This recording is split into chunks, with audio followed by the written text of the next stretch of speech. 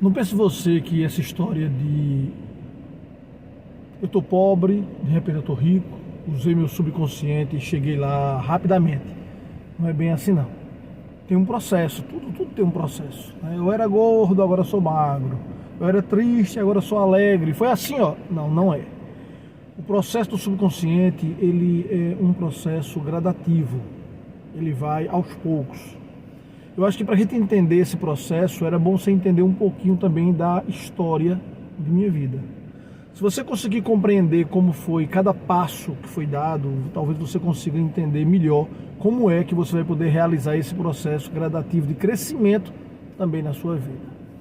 A primeira coisa que eu queria que você entendesse é que ninguém que é extremamente pobre vai se tornar extremamente rico do dia para a noite, a não ser, é claro, que ele ganhe um prêmio milionário, ele acerte as 6 dezenas da Mega Sena, ou ele receba uma herança de um parente que ele desconhecia, que era muito rico. Fora isso, dificilmente ele vai conseguir evoluir tão rápido.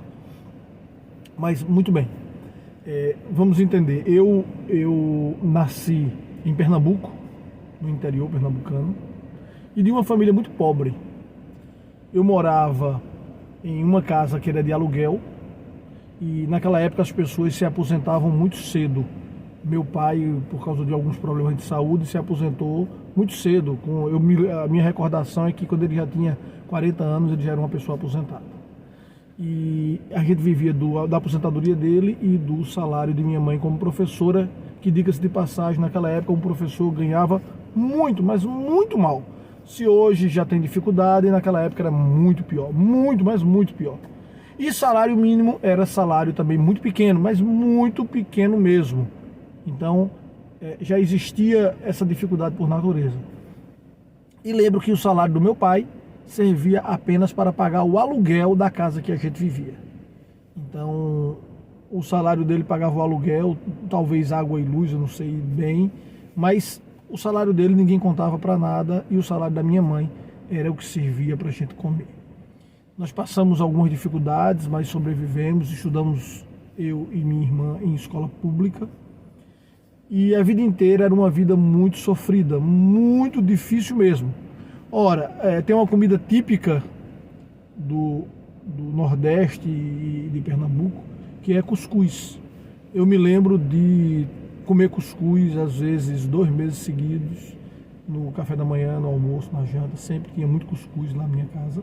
Gosto até hoje, porque me traz boas recordações, né, da infância com meu pai, minha mãe, minha irmã.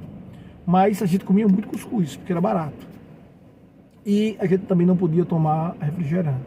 A gente não tinha dinheiro para isso, a gente era muito, muito pobre. Então o que eu fazia?